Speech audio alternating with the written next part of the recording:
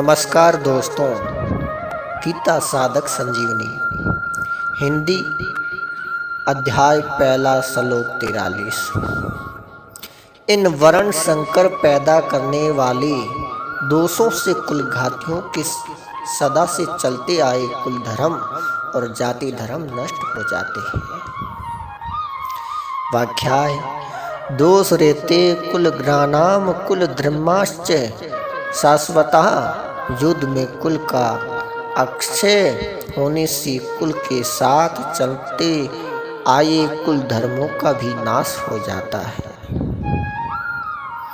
कुल धर्मों के नाश से कुल में अधर्म की वृद्धि हो जाती है। अधर्म की वृद्धि से स्त्रियां दूषित हो जाती हैं। स्त्रियों के दूषित होने से वर्ण संकर पैदा हो जाते हैं।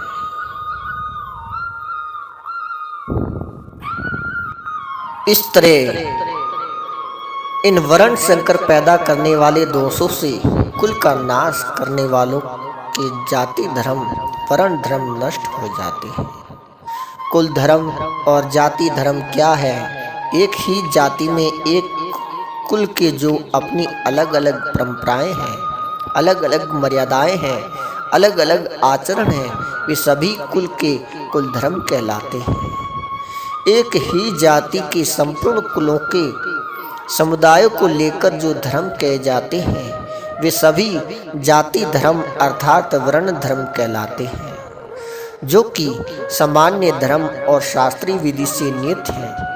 इन कुल धर्मों का और जाति धर्मों का आचरण न होने से ये धर्म नष्ट हो जाते हैं। श्लोक 44।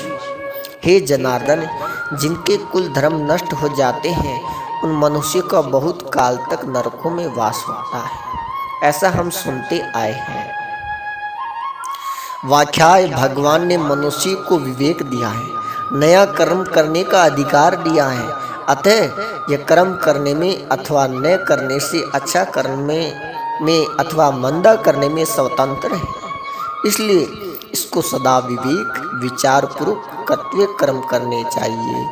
परंतु मनुष्य सुख भोग आदि के लोभ में आकर अपने विवेक का निरादर कर देते हैं और राग द्वेष वशीभूत हो जाते हैं, जिससे उनके आचरण शास्त्र और कुल मर्यादा के विरुद्ध हो लगते हैं। परिणाम में स्वरूप में इस लोक में उनकी निंदा अपमान तिरस्कार होता है और परलोक में दुर्गति नरकों की प्राप्ति होती है।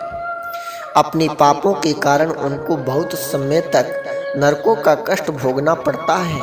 ऐसा हम परंपरा से बड़े बड़े बूढ़े गुरुजनों से सुनते आए हैं।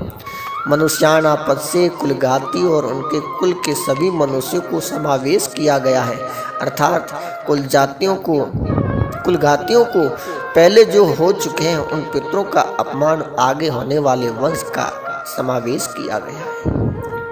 श्लोक 45। ये बड़े आश्चर्य खेद की बात है कि हम लोग बड़े भारी पाप करने का निश्चय कर बैठे हैं, जो कि राज्य और सुख लोभ अपने स्वजनों को मारने के लिए तैयार हो गए।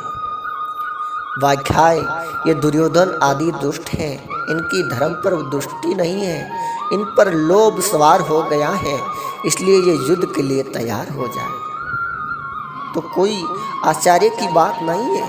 परंतु हम लोग तो धर्म अधर्म करते पुण्य पाप को जानने वाले हैं। ऐसा जानकर होते हुए भी अनजान मनुष्यों की तरह हम लोग बड़ा भारी पाप करने का निश्चय विचार कर लिया है। इतना ही नहीं, युद्ध में अपने स्वजनों को मारने के लिए अस्त्र शस्त्र लेकर तैयार हो गए हैं। यह हम लोगों के लिए बड़े भारी आश्चर्य और खेद दुखी बात है, अर्थात स्वथा अनुचित बात है। हमारी जो जानकारी है, हमने जो शास्त्रों से सुना है, गुरुजनों से शिक्षा पाई है, अपने जीवन को सुधारने का विचार किया है, उन सब का अनादर करके आज हमने युद्ध रूपी पाप करने के लिए विचार कर लिया। यह बड़ा भारी पाप है।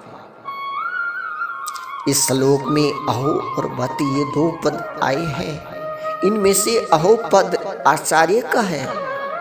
आचार्य यही है कि युद्ध में होने वाले अनर्थ परंपरा को जानते हुए भी हम लोगों ने युद्ध रूपी बड़ा भारी पाप करने का पक्का निश्चय कर लिया है। दूसरा बत पद खेद का है। दुख का वाचक दुख यही है कि थोड़े दिन रहने वाले राज्य और सुख लोभ में आकर हम अपने कुटुंबियों को मारने के लिए तैयार हो गए। पाप करने का निश्चय करने में, स्वजनों को मारने के लिए तैयार होने में केवल राज्य और सुख का लोभ ही कारण है।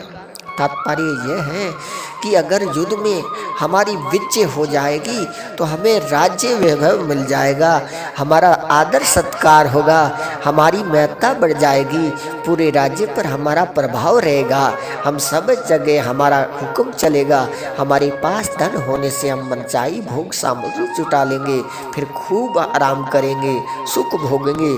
इस तरह हमारे पर राज्य और सुख का लोभ छा गया है और हमारे जैसे मनुष्यों के लिए सर्वथा अनुचित है। सद्विचारों का अपनी जानकारी का आदर करने से ही शास्त्र, गुरुजन आदि की आज्ञा मानी जाती है, परंतु जो मनुष्य अपने सद्विचारों का निरादर करता है वह शास्त्रों, गुरुजनों, सिद्धांतों की अच्छी बातों को सुनकर भी उन्हें धारण नहीं कर सकता। अपने सद्विचारों का बार बार निरादर तिरस्कार करने से सद्विचारों की सृष्टि बंद हो जाती है। फिर मनुष्य का दुर्गुण दुराचार से रोकने वाला ही कौन? ऐसे ही हम भी अपनी जानकारी का आदर नहीं करेंगे तो फिर हमें अनर्थ परंपरा से कौन रोक सकता है? अर्थात कोई नहीं रोक सकता।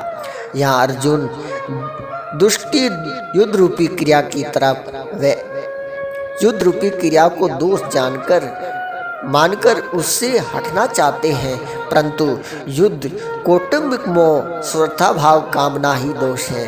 पर इधर दृष्टि न जाने के कारण अर्जुन यहाँ आश्चर्य और खेद प्रकट कर रहे हैं कि जो वास्तव में किसी भी विचारशील धर्मात्मा सूरवीर सत्य के लिए उचित नहीं है। अर्जुन ने पहले 38वें श्लोक में दुर्योधन के युद्ध प्रवृत्त होने का कुलक्षय दोष में, मित्र दो के पाप में लोभ के कारण बताया और यहाँ भी अपने को राज्य और सुख के लोभ के कारण महान पाप करने का उद्योग बता रहे हैं। इससे यह सिद्ध होता है कि अर्जुन पापों के होने में लोभ को हेतु मानते हैं। फिर भी आगे 3रे अध्याय के 36वें श्लोक में अर्जुन ने मनुष्य न चाहता हुआ भी पाप का आचरण क्यों कर बैठता है, ऐसा प्रश्न क्यों किया? इसका समाधान है कि यहाँ तो कौटुंबिक मोह के कारण अर्जुन युद्ध से निवृत्त होने का धर्म और युद्ध में प्रवृत्त होने का अधर्म मान रहे हैं। अर्थात उनकी शरीर आदि को लेकर केवल लौकिक दृष्टि है, इसलिए वे युद्ध में स्वजनों को मारने के लिए लोभ को हेतु मान रहे हैं। परंतु आगे गीता का उपदेश सुनते सुनते उनमें अपने शरीर कल्याण की इच्छा जागृत हो गई।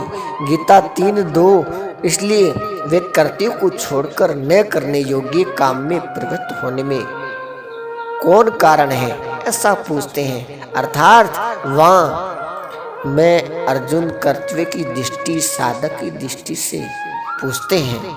बोलो सच्चिदानंद घनश्याम की जय। हमारे साथ वीडियो में बने रहने के लिए मेरे सभी प्रेमी भक्तों का और मेरे प्यारे मित्रों का बहुत बहुत धन्यवाद और आभार।